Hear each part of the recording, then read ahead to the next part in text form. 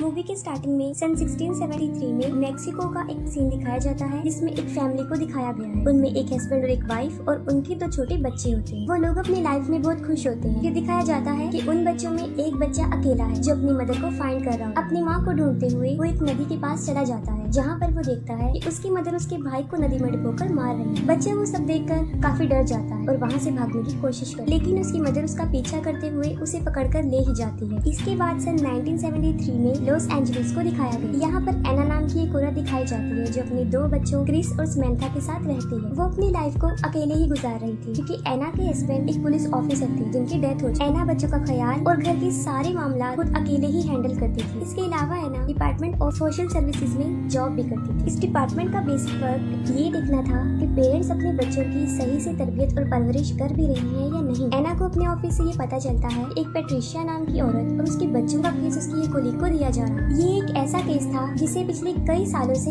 एना ही handle कर रही थी और ये चीज एना को पसंद नहीं है। तब एना के बॉस उसे समझाते हैं कि एना के ऊपर काम का पहले ही बहुत बर्डन है और यहाँ तक कि उसने अपने बच्चों का ख्याल भी अकेले ही रखना होता है और यही वजह है कि वो केस इसके अलावा किसी और को दिया जा रहा है। मगर फिर भी एना इस पर एग्री नहीं है। वो कहती है कि मैं पेट्रिशिया को जानती हूँ और वो मेरे ऊपर बिलीव भी करती है और उसके बच्चों को तो मैंने अपनी आंखों के सामने ही बड़े होते हुए देखा है। वो कहती है कि उसके अलावा कोई भी ये केस अच्छे से हैंडल नहीं कर सकता। फिर एना के बॉस उसकी बात पर एग्री हो जाते हैं और वो केस एना को ही दे देते हैं। पेट्रिशिया के बच्चों के स्कूल से कॉल आती है कि वो फिर से स्कूल नहीं आ रहे हैं और यही वजह है कि एना को उनके घर जाना था, जिस पर उसके बॉस उसे कहते हैं कि वो अपने साथ एक पुलिस ऑफिसर को भी लेकर जाए और एना एक पुलिस ऑफिसर के साथ पेट्रिशिया के घर पहुंच जाती है। सबसे पहले पेट्रिशिया सबको अंदर आने से मना कर देती है, लेकिन फिर एना उसे बताती है कि वो सिर्फ अकेले ही अंदर आएगी और इस बात पर पेट्रिशिया उसे अंदर आने देती है। एना देखती है कि पेट्रिशिया बहुत बुरी तरह डरी हुई है और वो फिर उससे उसके बच्चों के बारे में पूछती है, जिस पर वो कहती है कि वो सेफ, लेकिन एना को उसके बच्चे नजर नहीं आ रहे होते। फिर एना को एक डोर नजर आता है जिसके ऊपर बहुत ज्यादा आइस की पिक्चर्स बनाई होती है। एना उस डोर के पास जाती है जिसे देखकर पेट्रिशिया बुरी तरह भड़क जाती है। वो एना पर अटैक करती है और उसे मारने की कोशिश करती है। तभी फौरन पुलिस वाला वहाँ पर आ जाता है और पेट्रिशिया को पकड़ लेता है और इसी दौरान एना पेट्रिशिया के गले से एक की निकाल लेती है, जिस पर पेट्रिशिया उसे कहती है कि उस डोर को मत ओपन करो, लेकिन एना दरवाजा खोल लेती है और उस डोर के अंदर पेट्रिशिया के दोनों बच्चे होते हैं। वो दोनों बच्चे भी बुरी तरह काफी डरे और सहमे होते हैं और एना को कहते हैं कि दरवाजा बंद कर वरना वो हमें मार दे। एना को इस बात की बिल्कुल भी समझ नहीं आती कि वो बच्चे ला लोरोना की बात कर रहे हैं।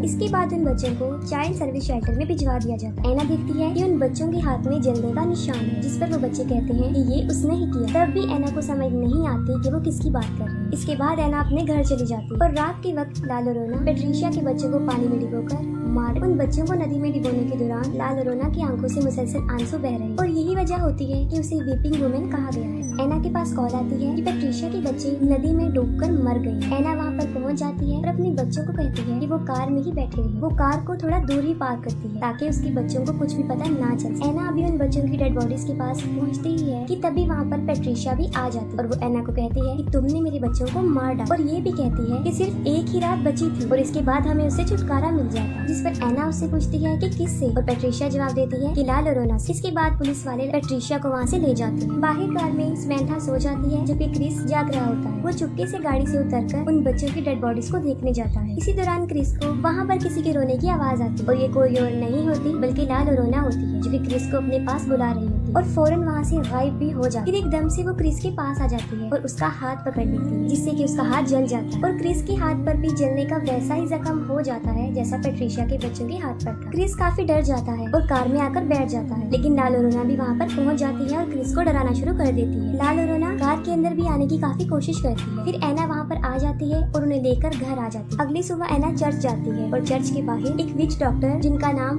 रेफल अल्वेरा होता है वो खड़े होते हैं। वो अपनी जादुई वर्ड्स की मदद से लोगों का ट्रीटमेंट कर रहे होते हैं जिससे कि वो ठीक हो जाते हैं। एना फादर से ला लोरोना के बारे में पूछती है और फादर उसे ला लोरोना के बारे में सब कुछ बता देते हैं। समंथा जो कि अपने घर में खेल रही होती है और उसे भी वहाँ पर ला लोरोना नजर आती है। ला लोरोना समंथा का हाथ भी पकड़ के उसे कर्स बना देती है और समंथा के हाथ पर भी जलने का जख्म बन जाता है। एना घर आ जाती है और वो देखती है कि समंथा बहुत ज्यादा डरी हुई है। एना उसके हाथों पर जले हुए जख्मों के बारे में पूछती है। तब समंथा झूठ बोल देती है कि मैं कहीं पर गिर गई। फिर एक डिटेक्टिव जिनका नाम कूपर होता है वो एना के घर पर आते हैं जो कि एना के हस्बैंड के फ्रेंड थे। कूपर एना को बताते हैं कि पुलिस वालों को पेट्रिशिया पर ही शक है कि उसी ने ही अपने बच्चों को मारा है, लेकिन पेट्रिशिया और उसके गवाहों का ये कहना कहना है कि मर्डर के दौरान पेट्रिशिया फुल टाइम चर्च में ही थी। कूपर एना को एक फाइल देते हैं ताकि वो पेट्रिशिया के केस के बारे में थोड़ी सी इन्फॉर्मेशन दे सके। फिर दूसरी तरफ हम देखते हैं रेफल को, जो पेट्रिशिया के घर में होते हैं और ला लोरेना के आंसुओं को कलेक्ट कर रहे होते हैं। रात को एना पेट्रिशिया की फाइल देख रही होती है, तभी उसे वहाँ पर किसी की आहट महसूस होती है। वो जाकर देखती है तो क्रिस नींद में चल रहा होता है। तभी अचानक से घर का दरवाजा अपने आप खुल जाता है और ऐसे फील होता है जैसे कोई मैजिकल पावर अंदर दाखिल हो गई। एना क्रिस को उसके बेड पर सुला देती है और समंथा को देखती है और उसी वक्त कोई पेट्रिशिया के फाइल के पेपर्स को उठाकर जमीन पर फेंक देता है। तब एना समझ जाती है कि रूम में कोई और भी है और अचानक से एना देखती है कि समंथा के रूम में ला लोरेना है। इससे पहले कि वो कुछ कर सकती, अचानक से दरवाजा बंद हो जाता है। इसके बाद एना के रूम में भी ला लोरेना आ जाती है और एना उसे कहती है कि वो वहाँ से चली जाए। इतनी ही देर में क्रिस और समंथा दरवाजा खोल के वहाँ पर आ जाते हैं। एना उन दोनों को अपने बेड पर सुला देती है, लेकिन खुद वो सारी रात जागती रहती है, उसे नींद नहीं आती। एना पेट्रिशिया से मिलने जाती है, लेकिन पेट्रिशिया एना को ही उसके बच्चों की मौत का जिम्मेदार समझती है और उसी दौरान एना पेट्रिशिया के हाथों पर वही जलना निशान देखती है। पेट्रिशिया उसे कहती है कि ला लोरेना ने किया है और अब एना के बच्चों को भी उसके रोने की आवाज आएगी और वो उन्हें भी अपने साथ ले जाएगी। पेट्रिशिया एना को ये भी बताती है कि मैंने ला लोरेना को कहा है कि मेरे बच्चे तो मुझे वापस दे दो और एना के बच्चों को ले जाओ। क्रिस को किसी के रोने की आवाज आती है। पहले तो ला लोरेना उसे डराती है और फिर सीढ़ियों से उसे नीचे गिरा देती है, लेकिन मौके पर ही एना वहाँ पर पहुँच जाती है और उसे हॉस्पिटल लेकर जाती है। जब डॉक्टर क्रिस के हाथों पर जलने के जख्म देखता है तो वो डिपार्टमेंट ऑफ सोशल सर्विसेज को कॉल कर देता है। रात को एना के घर पे कूपर और उसकी कोलीग डोना आते हैं और वो ये चेक करने आते हैं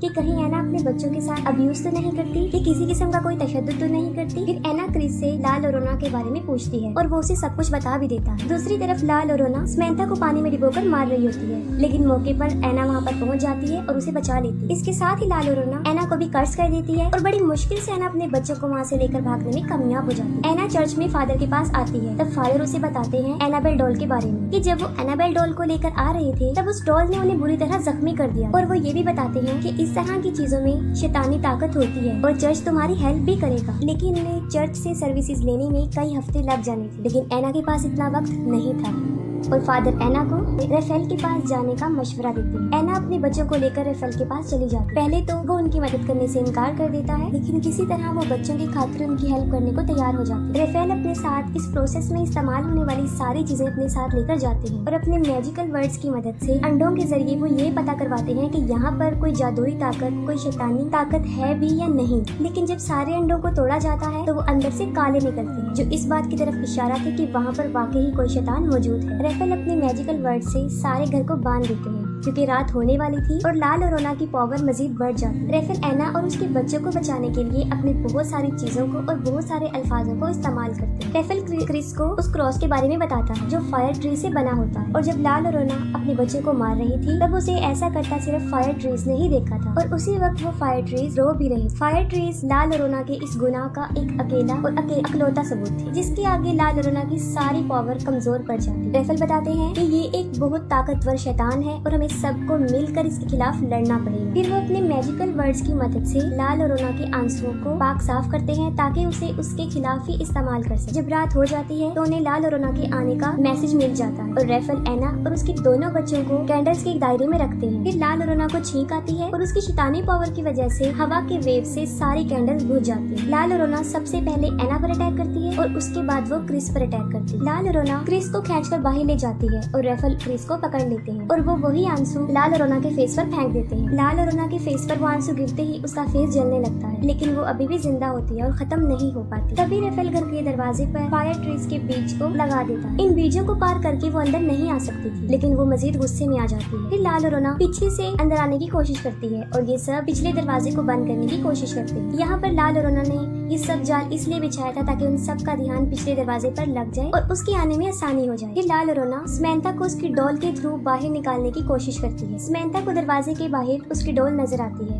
और वो डोर ओपन करके उसे लेने के लिए बाहर जाती है। समंथा इस बात का बहुत ख्याल रखती है कि वो बीजों की तह को क्रॉस ना कर सके और तभी वहाँ पर एना पहुँच जाती है। वो समंथा को डॉल लेने से मना करती है और भागते हुए उसके पास आ जाती है, लेकिन समंथा के हाथ में उसकी डॉल लग जाती है और जब वो डॉल को अंदर की तरफ खींच रही होती है तब उन बीजों की लाइन टूट जाती है है। इसी दौरान लाल और रोना समंथा को बाहर खींच लेती है और दरवाजा खुद ब खुद बंद हो जाता है। लाल और रोना समंथा को पानी में डुबोकर मारने की कोशिश करती है, लेकिन ऐना वहाँ पर पहुँच जाती है और उसे बचाने के लिए आ जाती है। वो भी पानी में कूद जाती है। जैसे ही ऐना समंथा को बचाने के लिए उसकी तरफ बढ़ती है, लाल और रोना उस पर भी अटैक करती है और उसे भी जान से मारने की कोशिश करती है। तभी रेफल भी वहाँ पर पहुँच जाते हैं और वो स्विमिंग पूल को अपने जल से शिफाफ कर देते हैं, जिससे कि लाल और रोना को उस स्विमिंग पूल से निकलना पड़ता है और ऐना और समंथा दोनों बच जाते हैं। फिर हम देखते हैं कि ऐना के हाथ में लाल और रोना का लॉकेट आ जाता है और वो लोग समंथा को लेकर अंदर भी आ जाते हैं। समंथा बार बार घर से जाने की कोशिश करती है, जिस पर रेफल ऐना को बताता है कि समंथा के ऊपर लाल और रोना हावी हो चुकी है और जब भी लाल और रोना समंथा को बुलाएगी तो ये फौरन उसकी तरफ चल पड़ेगी। रेफल ऐना को ये भी बताते हैं कि जब तक लाल और रोना से पीछा नहीं छूटता, हमें इन दोनों बच्चों की हिफाजत करनी पड़ेगी। ऐना अपने बच्चों को कबर्ड में इसी तरह बंद कर देती है जैसे पैट्रिशिया ने अपने बच्चों को किया। दूसरी तरफ घर के बाहर लाल और रोना अभी भी बच्चों का वेट कर रही होती है। ऐना रेफल को वो लॉकेट दिखाती है जो उसने लाल और रोना के गले से उतारा था। रेफल ऐना को कहते हैं कि तुम इसे संभाल कर रखो, हम इसे उसके खिलाफ इस्तेमाल कर सकते हैं। कुछ देर गुजर जाने के बाद एक औरत उन बीजों की लाइन को क्रॉस करते हुए उनके बच्चों के पास पहुंच जाती है। ये औरत पैट्रिशिया होती है, जिसे ये लगता है कि अगर वो समंथा और क्रिस को लाल और रोना के हवाले कर देगी तो वो उसके बच्चे उसे वापस लौटा देगी। रेफल पैट्रिशिया को रोकने की बहुत कोशिश करता है, लेकिन वो उसे शूट करके मार देती है और बीजों की लाइन तोड़ देती है। और इसी दौरान लाल और रोना को भी घर के अंदर आने का मौका मिल जाता है। अंदर आते ही पहले वो ऐना पर अटैक करती है और उसे बेसमेंट में फेंक देती है और उसका डोर अपने आप लॉक हो जाता है। फिर वो घर के सारे दरवाजों को बंद कर देती है ताकि बच्चे बाहर ना जा सके। इसी दौरान क्रिस लाल और रोना को वो लॉकेट उठाकर समंथा के साथ ऊपर की तरफ भागता है। क्रिस और समंथा स्टोर में जाकर छुप जाते हैं और लाल और रोना भी उनका पीछा करते हुए वहाँ पर पहुँच जाती है। लाल और रोना उन्हें मारने ही वाली होती है कि क्रिस उसे उसका लॉकेट दिखा देता है। अपना लॉकेट क्रिस के हाथ में देखकर लाल और रोना अचानक से नॉर्मल लेडी बन जाती है। लाल और रोना को वो लॉकेट असल में उसके बच्चों ने दिया था और वो अपने बच्चों की तरह क्रिस को टच करती है और रोना शुरू करती है। साथ में पैट्रिशिया को भी अपनी गलती का एहसास हो जाता है। वो लॉक तोड़कर ऐना को बाहर ले आती है। ऐना भागते हुए ऊपर की तरफ आ जाती है और साथ में उसके रेफल भी आ जाता है, जो कि मरा नहीं होता। दूसरी तरफ लाल और रोना जब क्रिस को टच करते हुए रो रही होती है तो उसके पीछे रखा हुआ मिरर उसका कपड़ा हट जाता है और जब लाल और रोना खुद को शीशे में देखती है तो वो फिर से शैतान बन जाती है और वो शीशा भी टूट जाता है। लाल और रोना रेफल को हवा में उठाकर बाहर फेंक देती है और इसी दौरान ऐना भी वहाँ पर पहुँच जाती है। क्रिस और समंथा ऐना के पास भागकर आ जाती है। जैसे ही लाल और रोना ऐना, क्रिस और समंथा को मारने के लिए उनकी तरफ बढ़ती है, रेफल उसकी तरफ फायर ट्री से बना हुआ वो क्रॉस फेंक देता है। ऐना उस क्रॉस को उठाती है और लाल और रोना के सीने में डाल देती है। उस क्रॉस की वजह से लाल और रोना खत्म हो जाती है और सब कुछ नॉर्मल हो जाता है और इसके साथ ही मूवी भी एंड हो जाती है।